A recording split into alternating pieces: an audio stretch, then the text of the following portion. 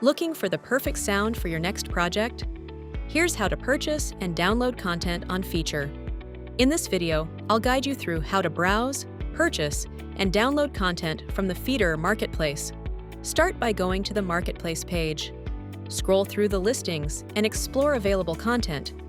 Click on any item that interests you to view its full details. Here, you can check important information such as BPM, key, and the license type included with the purchase. Use the built-in player to listen to a preview before making a decision.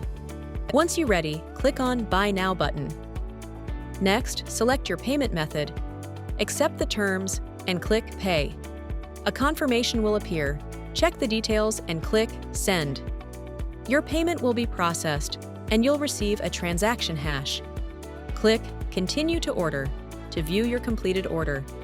Your files are now ready. Download them from the Your Order Files section. That's how you can purchase and download content on Feeturre and start creating right away.